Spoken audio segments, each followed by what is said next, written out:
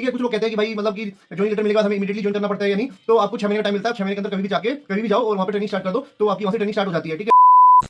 Hey guys, welcome back to another video. तो काफी लोगों को डाउट आ रहा था कि भैया एसएससी जेई बीआरओ का ज्वाइनिंग प्रोसेस पूरा बता दो कंप्लीट।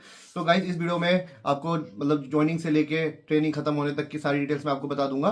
तो गाइस देखो, जो भी लोग सिलेक्टेड है, पहली बात तो सभी को कॉन्ग्रेचुलेशंस, ठीक है, क्योंकि आप एक फेज से निकल के दूसरे फेज में जा रहे हो।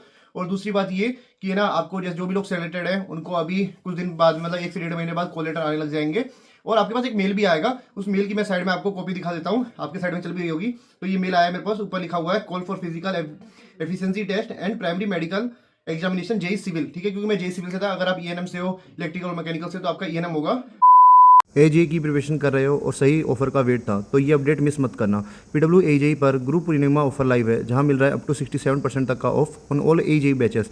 अगर तुम गवर्नमेंट इंजीनियरिंग एग्जाम की सीरियसली प्रिपरेशन करना चाहते हो तो ये बैच जरूर चेक करो। अशोका बैच एजेई एस्पिरेंट के लिए कंप्लीट लाइव प्रिपरेशन। कर्तव्य बैच कॉलेज स्टूडेंट्स के लिए जो डिग्री के साथ साथ गवर्नमेंट इंजीनियरिंग एग्जाम की प्रिपरेशन करना चाहते हैं। आधार जेई बैच डिप्लोमा स्टूडेंट्स के लिए स्पेशली डिजाइन बैच, जहां स्ट्रॉन्ग बेसिस से लेकर एग्जाम ओरिएंटेड प्रिपरेशन तक सब कुछ कवर किया जाता है। एसएससी जेई 2027 फाउंडेशन बैच, जो अर्ली स्टार्ट करना चाहते हैं उनके लिए structured foundation course. RRB JE 2026 express batch railway JE aspirants के लिए focus and fast track preparation. परिणाम practice booster batch revision practice और एग्जाम लेवल क्वेश्चंस के थ्रू अपनी प्रिपरेशन को नेक्स्ट लेवल पर ले जाने के लिए। और हाँ, ये ऑफर लिमिटेड टाइम पीरियड के लिए है। अगर आप सोच रहे हैं बैच लेने के लिए तो इससे अच्छा टाइम आपको बिल्कुल नहीं मिलेगा। और हाँ, कूपन अप्लाई करना मत भूलना, उससे आपको एक्स्ट्रा डिस्काउंट मिल जाएगा। मेरा कूपन है RIS 200। बैचेस का लिंक डिस्क्रिप्शन में मैंने डाल दिया है, तो जाके वहाँ से आप चेक कर सकते हैं। पीडीएफ मिल जाएगी आपको। अब उस पीडीएफ को खोलोगे तो मैं आपको पढ़ के सुना देता हूँ, आप साइड में वीडियो को पॉज करके देख भी सकते हो। इसमें सबसे ऊपर हेडिंग है call for physical efficiency test, जो कि PET होता है, and primary medical examination JE civil selected for SSC against JE examination 2022, ठीक है। तो इसमें आपको मैं बता दूं कि जैसे मैं जेई सिविल का हूं, तो इसमें आपको पहले पॉइंट पे दिख रहा होगा कि भाई मैं किस पोस्ट के लिए सिलेक्टेड हूं। तो उसमें लिख रखा है JE civil, JE junior engineer civil, sorry, ठीक है। तो सबसे पहले आपको बीएन गेट पे रिपोर्ट करना है। आपको पता चल जाएगा कि बीएन गेट कहाँ पे है। तो टाइमिंग दिया हुआ है, जो मेरा टाइमिंग था वो मान लो 16 अगस्त को मेरे को जाना था, 9 बजे सुबह रिपोर्ट करना था। तो आपको जो भी डेट मिलती है, आप उस डेट से 1 दिन पहले 2 दिन पहले आप वहाँ पे चल जाना। पास में आपको अकोमोडेशन वगैरह मतलब बीआरओ प्रोवाइड नहीं करवाएगा, तो आपको बाहर रूम लेना पड़ेगा। तो आप वहाँ पे आसपास कहीं भी देख लेना, रूम आपको मिल जाएगा। तो देखो, आप वीडियो को पोस्ट कर लेना। सबसे पहला डॉक्यूमेंट जो आपको चाहिए होगा वो होगा अटेस्टेशन फॉर्म, ठीक है। मैं इसको पढ़ के सुना भी देता हूं आपको। तो आपको वो बीआरओ की वेबसाइट से डाउनलोड करना पड़ेगा, www.bro.gov.in, ठीक है। उसमें मैं बता दूं कि जैसे 5 से 6 पेज का होगा। उसमें तो जो उसका पहला पेज होगा उसमें आपको एक फोटो लगानी होगी, जो कि बड़ी साइज की होगी, उसमें साइज मेंशन भी होगा। तो उस साइज की आपको फोटो निकलवा लेनी है। और सबसे ज्यादा ध्यान रखनी है कि आपको उस पर अटेस्टेशन करवाना है, और अटेस्टेशन आपको करवाना है किसी भी गजेटेड ऑफिसर से, ठीक है। और उसकी राउंड सी लगेगी वहां पे। तो ये चीज आप ध्यान रखना कि आपको राउंड सी लगवानी है, और उसकी 6 से 7 कॉपी आपको लेके जानी है, ठीक है। तो आपने मान लो अटेस्टेशन फॉर्म निकलवा लिया है, तो आप पे उसको पहले पेज पे और छठे पेज पे आपको राउंड सी लगेगी, उसका आप ध्यान रखना, ठीक है। उसके साथ में सेकंड जो चीज है वो आपका है प्रूफ ऑफ रेजिडेंस। तो आपको जैसे जहां के भी हुआ आपको डोमिसाइल सर्टिफिकेट लेके जाना है, ठीक है। तीसरी चीज है आपकी एजुकेशन क्वालिफिकेशन। इसमें आपकी क्या आएगी, 10th की मार्कशीट, 12th की मार्कशीट, ठीक है। इसके साथ आपकी ग्रेजुएशन की मार्कशीट, मान लो आपने बीटेक किया हुआ है तो आपकी 8 सेम की मार्कशीट, प्लस में आपकी डिग्री कंसोलिडेटेड मार्क्स, जिसमें भी होगा एक मेरे तो जैसे मेरी जो डिग्री थी उसमें मतलब जो डिग्री थी साथ में एक कंसोलिडेटेड मार्कशीट भी आई थी उसकी। तो मान लो कि 8 मार्कशीट तो आपकी ये हो गई 8 सेम की, एक आपका हो गया ये डिग्री, ठीक है, 9, और एक हो गया कंसोलिडेटेड मार्क 10, ठीक है। 10 की आपको 6-6, 7-7 कॉपी चाहिए। मतलब मैं कहूंगा 7 कॉपी लेके जाना, शायद 6 ही मांगते लेकिन आप 7 लेके जाना। तो कितने हो गए 70 पेज। और हर पेज पे आपको अटेस्टेशन करवाना है किसी भी टीचर से, मतलब जो कि 12वीं क्लास के जो टीचर होते हैं उनसे करवा लेना है, फिर किसी भी गजेटेड ऑफिसर रैंक टीचर से आपको साइन करवाना है, ठीक है। लेकिन इस पे राउंड सील की जरूरत नहीं है, बस आपको स्टैंप लगवाना है और हर पेज पे साइन कराना है। अब कई लोग बोलेंगे कि भाई एक में करवा के उसकी जेरॉक्स करवा लेते हैं, तो वो वहां पे वैलिड नहीं होगा, इसलिए आपको हर एक पेज पे साइन करवाना है। तो ये चीज आप ध्यान रखना। और जो अटेस्टेशन फॉर्म था जिसकी 7 कॉपी आपने करवाया, जिसके पहले और छठे पेज पे उसमें राउंड सी लगेगी, तो इसका भी आप ध्यान रखना। और जो जैसे कि जो अटेस्टेशन फॉर्म है उसमें आप किसी एक मतलब एक ऑफिसर से करवा लेना जिसपे राउंड सील है। और बाकी जितने भी डॉक्यूमेंट्स है मैं बताऊंगा कि आप प्रीफर करो कि किसी एक बंदे से ही करवाना। ऐसा नहीं कि आपने 12वीं की मार्कशीट पे किसी और से करवा लिया, 10वीं की मार्कशीट किसी और से करवा लिया, ऐसा बिल्कुल मत करना। जो भी मतलब साइन कर रहे हो किसी एक बंदे को पकड़ना और उसे सारे साइन करवाना, ठीक है। और स्टैम्प भी लगवानी है, ठीक है। उसके बाद कास्ट सर्टिफिकेट, तो कास्ट सर्टिफिकेट आपको चाहिए होगा। अगर आप जनरल से तो आपको कोई भी कास्ट सर्टिफिकेट नहीं चाहिए। अगर आप अलग कोई भी कैटेगरी से सिलेक्ट हुए जैसे OBC, SC ST या फिर EWS से, तो आपको उसका मतलब सर्टिफिकेट लगाना पड़ेगा। इसकी भी 6-6, 7-7 कॉपी आपको चाहिए होगी। उसके बाद है प्रूफ ऑफ मैरिज। अगर आप शादीशुदा हो तो आपको वो मैरिज सर्टिफिकेट भी लगाना पड़ेगा साथ में, ठीक है। उसके बाद आपको अगर आपने कोई भी एज रिलैक्सेशन के लिए कुछ भी क्लेम किया है तो आपको उसका भी सर्टिफिकेट लगेगा।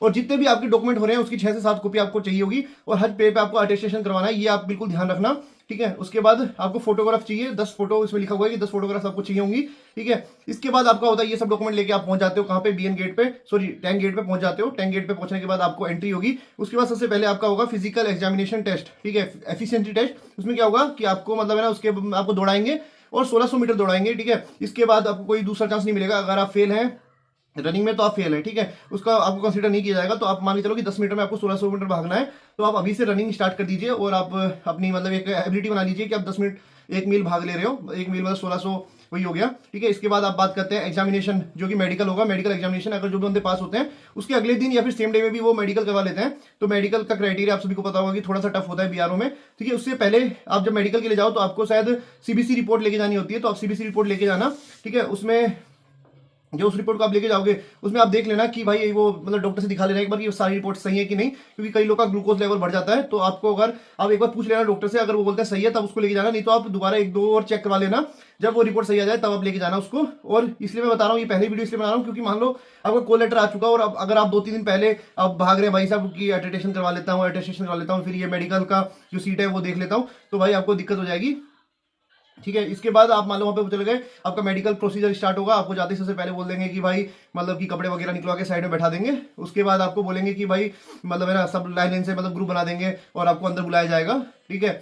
तो उसके बाद जैसे मान लो आपके सारी चीज चेक होंगी, जैसे आपका कान चेक होगा या फिर आपका मतलब कि हर चीज मतलब आइस चेक होंगी, फिर मतलब पूरी बॉडी पार्ट चेक होंगे, उसकी आप टेंशन मत लो। और मतलब है ना थोड़ा सा टफ होता है, लेकिन ऐसा सीन होता है कि है ना जैसे कि रीमेडिकल आ जाता है तो रीमेडिकल में भी काफी लोग क्लियर हो जाते हैं, तो उसकी टेंशन आप बिल्कुल मत लो, बात की बात है वो तो, ठीक है। तो मान लो आप वहां पे चले गए, मेडिकल आपका हो गया। उसके बाद आपको नेक्स्ट डे पे जैसे मान लो आप मेडिकल फिट हो गए हो, ठीक है। जो अनफिट हो उसके बारे में बाद में बताऊंगा। अगर आप मेडिकल फिट हो चुके हो तो मेडिकल फिट हो गए हो तो आपको नेक्स्ट डे में ज्वाइनिंग लेटर दे देंगे और उस ज्वाइनिंग लेटर को आप लेके अगर चाहो तो आप नेक्स्ट डे से ट्रेनिंग चालू कर सकते हो। देख लेना कि कौन मतलब नेक्स्ट नया बैच बन रहा है कौन सा, उस बैच को आप ज्वाइन कर सकते हैं। सर 20 से 25 बंदे अगर अवेलेबल रहते हैं तो वो ज्वाइन करवा लेते हैं और मेडिक मतलब जो ट्रेनिंग आपकी चालू हो जाती है वहीं से जिस दिन आपने ट्रेनिंग चालू करी उस दिन से आपकी सैलरी स्टार्ट हो जाती है, ठीक है। कुछ लोग कहते हैं कि भाई मतलब कि ज्वाइनिंग लेटर मिलने के बाद हमें इमीडिएटली ज्वाइन करना पड़ता है या नहीं, तो आपको 6 महीने का टाइम मिलता है। 6 महीने के अंदर कभी भी जाके कभी भी जाओ और वहां पे ट्रेनिंग स्टार्ट कर दो, तो आपकी वहां से ट्रेनिंग स्टार्ट हो जाती है, ठीक है।